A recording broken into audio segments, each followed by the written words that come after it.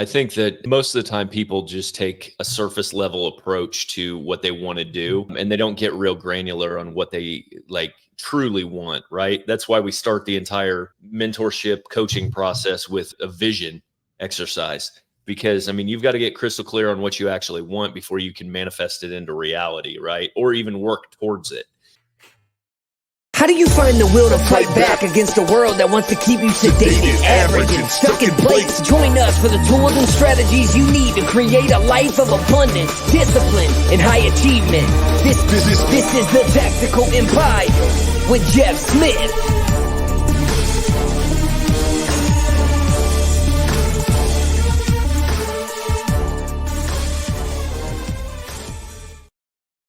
Welcome to another edition of the Tactical Empire. Sean, what is up, my man? How are you doing? Boom. I'm good. Can't complain. We both have a big week ahead, but you're coming off of a week, so you don't really have any downtime to slow down, Joe or Jeff. I was gonna say bro, and then I tried to say Jeff, and I called you Joe. So you don't have any time to slow down. But why don't you tell the people what you've been up to the past few days? Well, we went and picked up our RV last week. So we had a walkthrough on Friday, and that's pretty extensive. They lead you through a couple hours of showing you how to use everything about it. But we had to pick it up in Tampa. So it's a 15-hour drive from Houston. You have to drive because you have to take your truck, obviously, to haul it back. And woof. So 30 hours in the car. We left on Wednesday afternoon after our inner circle call and kind of went a few hours down the road and then stayed the night and then finished it up on Thursday because we had to be there Friday morning first thing to pick it up. And so with the kids? No, we did not take the kids. Oh, okay. Just Kirsten and I. Okay. So that's what I saw on Kirsten's stock. I was like, oh, the kids are with them because they were in, but that was after you got back. Yes. Okay. We drove back Friday, part of the way Friday, and then the rest of the way Saturday. We got home Saturday at 6:30 in the evening. Okay. So I was delayed on the stories then. I was like, man, they're quick turnaround time with these kids in the car. Yeah. Wrong. We wanted to be able to go do the tutorial walkthrough thing with no kids. That's as soon as you said that, I was like, how the hell did the kids make it through that? Well, the thing is futuristic. So you run the whole thing from apps in your phones and it's got way too much shit on it. And it's way more sophisticated than I am. I am just an analog person. I'm show me how to flip the switch. And that's all Well, here's the most important question. If child 2 forgets to flush in the bathroom in the RV, can you flush the back toilet from your bedroom from your phone? You cannot flush the toilet. No. Well, then it's not futuristic for me. That's Sure. what I want. I want no, a real futuristic toilet will be able to flush itself. It knows when things or substances have been left behind. But everything else, all the awnings, all the locks, all the temperature, everything else. That's cool. Yeah. So I showed my wife the video of the mini walkthrough Kirsten did. So I look forward to the bigger one, the longer one. But it looks nice, man. You looked huge on that couch. It's like look at Jeff on that couch. Yeah. No, it's nice. The kids have wanted to stay out there every day since we got home, and so we're now in the process of moving and getting all of our shit out of our house and everything else. We close in 2 weeks on our house, and then we'll be officially full time, I guess. But right now, yeah, I'm running around with my hair on fire because I have to turn around and head to Birmingham in 30 hours. Yeah, and so.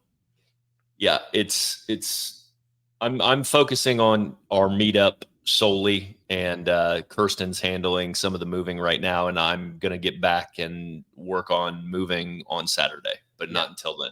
So, all right. Yeah. All right. Well, you guys are a good team. I'll know you make it through, and any way I can help, to reach out to me. But this is good topic for today because, we are about 2 weeks into Q2. So I think this is a good opportunity for us to talk about what people need to be doing in regards to tightening up and buttoning up Q1 and then looking forward for the next 90 days. I want to do this every quarter just to remind people what it is that we focus on. We focus our year on 4 quarters, 90 days. And what goals are we trying to accomplish in different areas of our life? What are those areas? And ultimately, what are we trying to accomplish? So, Jeff, you obviously are off running hot at the beginning of Q2 with selling your house, getting an RV, and within the next 2 weeks being full-time living in an RV. So not only is this another quarter of your life, we could say that this is a whole new book and not even just a chapter. This is like you guys writing a new book because you are going to be learning so many things about yourselves. I think your marriage and your parenting and just your family dynamics over the next coming weeks and months as you navigate living in an RV and going cross country. So what are you focusing on, and how do you sit down and take inventory of how Q1 went, and really what are your focuses going into Q2? You can take any of those questions because I think sometimes people like to hear what you and I are working on as well. So it doesn't have to just be educational on what others need to do. But what are you up to? Well, I mean, as you mentioned, we're going through a pretty big life transition. But I think what I'm focused on is kind of relaxing, enjoying the moment. Obviously it's going to be stressful to get moved and do all that stuff, but then I want to make sure that I'm focused on presence and then continuing to distance myself from like my investments and my businesses and make sure that I can continue to leverage the autonomy that I have and focus on really being selective in what I'm taking on. Cause I mean, we've got the storage facility coming up. And then I've got a pretty massive refinance that I've been working on for a very long time that I have to finish. And I got to get that pushed through. So, I mean, we've got business as usual that needs buttoned up. Big project on the self-storage, but we have all the components in place for that thing to work itself once we get through the logistical paperwork on finalizing it and getting it closed. So that's ready. I mean, honestly, dude, I'm really focused on just my kids and being a dad and all of that, because like the last few days I've played ping pong with my son at 7 o'clock in the morning every day. And it's just, I sit and think about those times and I'm just like, man, I'm super fortunate and I don't want to miss these opportunities because we've been to 13 states RVing as a family. And my goal over the next couple of years is to get to 49. So we've got 36 more states to hit. And the rules are that all 6 of us have to be present and we have to stay overnight in that state. And so those are the rules to actually tick off a state. And I mean, that's truly my focus. I am wanting to take them to all 49 states. And then I want to continue to grow our overall income and portfolio and things like that. So my goals right now are just getting through this move, but also making sure that I'm open to opportunities as well that don't interfere with what I'm trying to do with regards to presence and being focused on my wife and kids. I love that. And for those of you new listeners, there are really 4 pillars that we look at for the Tactical Empire, and that's family, fitness, finances, and freedom. So Jeff kind of tapped on 3 of the 4 there. Obviously, presence with his family is number 1, and that's why they are doing what they're doing. Not only homeschooling their kids over the past couple of years, but now selling their house and RVing. So super impressive. Like I said on other episodes, can't wait to watch that all unfold and learn lessons from you by not living through it, but living through it vicariously through you. It's going to be exciting. And then finances, Jeff mentioned he's working on a big refinance, been pushing that through. He's got a storage unit deal, et cetera, and growing the income through his active sources. And ultimately freedom, exactly what we just said. What they're doing is they've proven that you can have freedom in your 30s and 40s, even if you have 4 kids and a large dog. So to freedom to Jeff is defined by what they are doing. Your freedom may be defined differently or may be executed differently. So let me bring it back and say, what is your plan in regards to your fitness as you guys go on this new venture and endeavor? Because you and Kirsten are, seems to be creatures of habit, and you guys live 5 minutes from the gym that you go to, and you both post regularly when you are there. So what's fitness look like to Mr. and Mrs. Smith as you navigate the United States of America? Well, we are going to buy Nuobells. I think Okay. Nuobells is what they are. They're like Select Tech dumbbells. We used to have Select Tech dumbbells from Bowflex. I didn't like them. They were too big and bulky, and I didn't like. They have a rubber handle on them as well. These Nuobells, or whatever the fuck the name is, I'm bastardizing it. I'm Need a sure. sponsorship here for this company. No doubt. We'll say it correctly. We'll say it correctly if you pay us. We don't take sponsorships, by the way. So, but they are Select dumbbells. They go from 5 pounds to 80 pounds each, and they have knurled handles and stuff like that. So they're very much like regular dumbbells. So we're taking those on the road, and we're going to start with just those and our weight vests, and that's all we're taking with us for now, because we don't want to take. Like, we're erring on the side of like determining what we're using rather than and then picking it up later, rather than taking all of our shit and then never using it. Right. Which is what we had done in our current house, if you will. And so, yeah, I mean, we're just starting with dumbbells, and you can do a lot with 5 to 80 pounds in 5 pound increments. And so, like, I'm not too concerned with that. Weight vest and then cardio stuff. I'm most excited about the fact that we're going to be forced to do it like at the RV most frequently, obviously, and which will involve our kids now a lot more frequently, because we do driveway workouts and stuff at our house because we've got a gym in our garage as well. But we're never really as consistent about it because we both enjoy going to the gym, right? Yes. And so our kids are getting to the age where they're 11, 9, 7, and 4. And so the 11 and 9-year-old especially, and then my son is 7, and like they're very interested in fitness. And so they want to get involved and do that stuff. So I'm sure what you'll see a lot of as we travel and stuff and post on social, like you'll see our kids a lot more involved in our fitness regimen than they have been previously. So that's I'm looking forward to that for sure. But yeah, I mean, honestly, dude, like, we've been living at the RV park for a couple days now because the kids like don't want to go back to the house. And so, so like one thing I'm definitely think we're going to do is like, I'm going to get 1 million more steps than I usually do. Like, I usually am very cognizant about walking and things like that, because that's how I think and process. But like each day we've been out at the RV park, I've got over 20,000 steps just because we're outside moving around a lot more. And for me, like 2,000 steps is a mile. So I'm walking over 10 miles a day, just like participating in regular life, which I think is going to be a cool thing. You just spend a lot more time naturally outside because your house is only 400 square feet. It's an extension of your house essentially at that point. Yeah, exactly.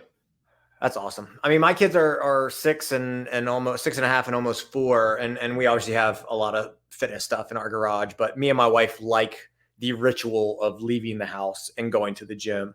But I got to work out at home. My wife went to the gym that she goes to before we open up our next one, which I don't think I've disclosed that on a podcast yet, but disclosed it on social media. And she was at the gym, and it was early in the morning. The kids were doing their morning stuff. And I was like, I'm going to go to the garage, and, you know, they float out and watch me. But last week, wife had a friend over, and they were in the middle of a workout I was running them through. And my daughter just started running shuttle sprints and jumping over a bag. So I can absolutely agree with the sentiment that I do want our kids to see us be healthy in the kitchen, but also be fit and active on the outside. And we teach our kids why we do this. I mean, we talk about when we're sick. Our kids recover from illness very quickly. I mean, it's normally just 24-hour things here or there, and we recover very, very quickly. So it's a definitely big educational and learning side of it for our family. So I mean, is there any other? I mean, that was pretty clear cut, and I like that, Jeff, because like essentially when you explain to me what your quarter looks like, I could probably take out a piece of paper and write it down, so I know exactly what Jeff Smith is focusing on for the next 90 days. Would you venture to say that the majority of people who aren't thrilled with where they are in life could not do the same for themselves in terms of knowing what they're actually trying to accomplish and work on and the steps needed to get there? Yeah, I think that most of the time people just take a surface level approach to what they want to do, and they don't get real granular on what they like truly want. Right. That's why we start the entire mentorship coaching process with a vision exercise. Because I mean, you've got to get crystal clear on what you actually want before you can manifest it into reality, right? Or even work towards it. Because it's hard to reverse engineer the life that you want when you've never spent any time thinking about like what you want that life to be. And I think that that's where most people miss the mark, because with technology and everything we've got right now, we're inundated with all these inputs where it's easy to just get carried away with the like day-to-day cycle of Groundhog Day, because like before you know it, you're hit with 5,000 fires every day and you just wake up to do it all over again. And I think that's where most people lose themselves with regards to like what they truly want to be doing, what they want to be experiencing. Like you just have this tendency to do the next thing that you're perceived you're supposed to do.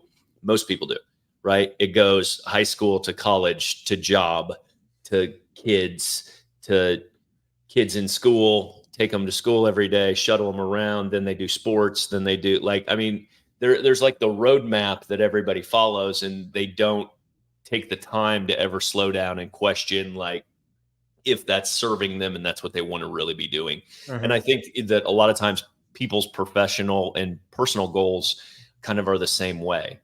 Like you get into a certain profession and you think that there's like this path that you need to be following and you should be doing X next month, next year, 5 years from now. And yeah, I mean, I think that getting crystal clear on what you want allows you to lay out the plan on how to get there, right? And for me, it's like sovereignty is the number one thing I'm seeking at all times, which is why money is so important to me. I know we talk about finances a lot and everybody gets it misconstrued a lot of times because they think I'm solely focused on like cash flow or income or something like that. But to me, that it is the utility that provides freedom. And so like, I think people that don't value money and financial aptitude and things like that are leaving a lot on the table when it comes to like their personal sovereignty and taking care of yourself and being able to take care of your family and being able to choose different things, right? Yeah. Nope. I agree with that. I mean, I think it's really hard to say. I'm going to say a few things here is like, I am perfectly okay with people caring about their jobs. I'm not okay with people allowing people, and by people, I'm talking to adults who probably have partners and potentially kids. So you have other people who are reliant on you. Not only from a finances side, like finances are important. I agree with you. That's why your job matters and caring about the standard that you set and executing the role that you've been hired to do. If you're a W-2 employee or a 1099 contractor and not running your own business, you have to execute on that. But if you do have someone else in your life is more than just going to work to earn the paycheck. And so what I'm not a fan of is allowing work to be over consuming of your life. And I actually think this came from a post your wife made months ago. And I never thought about it this way. And it wasn't about work and it wasn't about money. It was just the fact that the human brain was not created to be able to consume this much information that's going on around us all of the time. We weren't meant to fully understand and grasp what's going on overseas every single freaking day. We weren't meant to be able to be reached out to by our coworkers and bosses and superiors at work 24/7. We weren't meant to have access to every single note. And by note, I mean someone's email that they sent to me based on this project that I've been working on for 3 months and the deadline's coming up. And so I think, and that's only just like the exterior of the world and your job. Imagine how many other people's lives were read into. And by lives, I mean potentially fake life on social media that were read into, that were automatically comparing our current situation with to theirs. So you're comparing your situation to someone else's life because you're focusing on their life. You're not focusing on yours. And so listen, social media is how I've built my life. It's how I've built pretty much every single business I have. I'm very grateful for the tool and what the tool has been able to provide to me. But you better be sure as shit that if I didn't own businesses, and I didn't provide services that people connected with me via social media, I would not be on social media. I would be solely focusing on the 1 to 3 most important things in my life, which I try and do really, really now. But like I have to put a governor on myself with how often I'm looking at my phone. But I would be lying to you if I said my phone wasn't near me all the time and my kids are across the room and because they're distracted, I'm going to peek at my phone. Y'all, I do that. Yep. I do that. But when when I go for a walk with my wife, I can leave my phone in the house. I don't need it on me. And so I think going into this quarter, you may not be able to go on a complete social media hiatus, but putting restrictors on your phone usage, deleting apps and only downloading them and having to log in when you want to check something or post something. It's an annoying habit to establish, but it's definitely a positive habit when it comes to being able to stay focused on your life longer, because you pick up your phone out of habit and you go, and your thumb, here's the crazy, your thumb knows where the Facebook app is. Like you could close your eyes and you know exactly what you need to tap and where on the screen to tap it. So just moving them on your screen or deleting them off, you pick up your phone, you go to tap it and it's not there. Well, if you have to download it and log back in, you're probably not going to do it just to check the new statuses. So that's something super tactical and granular that I want people to look at. If you're faltering on any of the areas, your family, fitness, finances, or future, and I would venture to say that you don't have not future, freedom, you don't have as much freedom because you're connected to, in my example, tech. Insert anything else that you're kind of addicted to in that realm. But Jeff, I think, me and my wife made big strides in Q1. We shut down our CrossFit gym in the middle of Q1 and immediately started working on opening up a boutique fitness franchise called Metabolic. So that's a new project. Hopefully it's open by the end of Q2, but that may not happen until the start of Q3. At the same time, and my wife still has a full-time job. And obviously I'm building other businesses, our real estate portfolio, Airbnbs, and the Tactical Empire. So still working heavily on my active income streams, but doing a lot of the back end work, the training, the modules for the franchise, to be able to keep everyone up to speed on that. That's exciting. Realize that me and my wife are probably going to be working a little bit more in end of Q2, early Q3. So talk to my wife. Anyone listening to this, don't tell my kids, but we are going to wake up on a random Saturday in May, wake them up at 6 o'clock in the morning and take them to the airport. And we're going to fly to Disney for 2 full days in Disney World. We're not going any longer because we've been to Disney twice in the past 18 months and we're going again next February with the in-laws. So I think it's pretty cool that I can just throw my kids on an airplane and in 2.5 hours, we're going to be in a pool on a resort in Disney World. And we're going to spend 2 days in parks and then we're going to fly back home on a Tuesday. And we did that, one, because we are stewards of money. So we have the financial backing to be able to do that. We're grateful for that. I don't shun away from that. It is nice. If you're wondering, it must be nice. It is nice to be able to do that, but we have to actually make the choice to utilize it for things that we care about. And the fact that our kids won't know the difference, right? If we have to go to the gym, I'm getting long-winded here, but like all this matters because it revolves around my quarterly plan. My kids won't care that we have to go to the new gym. They already like driving. We drive by and we're like, there's the new gym. And they're like, can we go in? So I took them in there the other day to give the wife an extra 20 minutes at home by herself. And we just, bebopped around inside the gym that has nothing in it. And they're excited about it. So they won't know any difference, but I know that it's going to slightly change our family routine and our family schedule. And so what is it to us to pick up and fly to Disney World for 2 days in the parks 4 days with the travel days. And so that's freedom, right? And that's freedom of choice because we have financial freedom. We're making a big push, my wife and I, to ask the in-laws to watch the kids, not only for a night, but like just getting after a t-ball or soccer game. Like our in-laws are great and they come and watch all the games too. So it's like, hey, can you take the kids to your house for the next 2 hours and just let me and Kate, go have a lunch together or go home and just hang out and just relax, Netflix and chill without the Netflix. And, so literally 99% of the decisions we're making are revolving around family, fitness, finances, and freedom. And so if you haven't taken inventory of what you've done in the past 90 days and the results it got you, and by results, I don't mean positive results or negative results. Look at the things that you've done, that you focus on, the actions you've taken or not taken, and what did that yield for you going into Q2? Sit down, prioritize the main areas of your life. What are you willing to commit to over the next 90 days? Jeff, that's all I got to say about that. You got anything else? Well, I mean, I'm really looking forward to Q2 because it's going to be an exercise of like what I preach, which is optimization. And I'm really going to have to work on like work-life integration and everything that goes into that, because like I don't want to experience all this travel that we're about to do and then miss it because I'm tied up working or doing stuff like that, right? Like that's not the purpose of what we're doing. We didn't fucking like completely turn our life on its head so that I could like sit in the RV for 8 hours a day on a phone.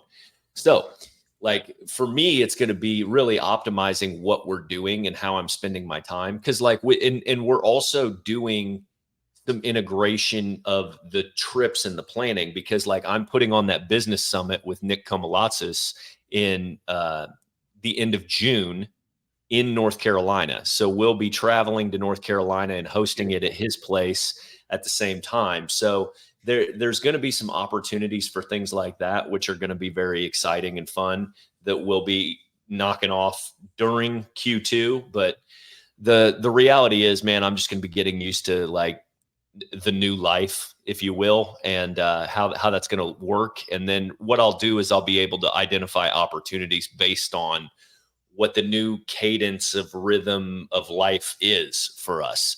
And then I'll be able to figure out opportunities based on that and kind of move forward. So I'm definitely excited for sure about Q2. Yeah. So he has a plan and he's very fluid as things come, but he can be fluid because he knows his North Star. He knows what he's trying to accomplish. So excited to see it. Jeff, send the people off. Well, guys, join us in our free Facebook community, the Tactical Empire community, and shoot Sean and I a message if you have any questions. We love chatting about any of these 4 F's that we're talking about as far as the pillars. We love infinite banking, real estate investing, business purchases, acquisitions, anything like that. Let us know if we can help you. Thanks. Have a great day.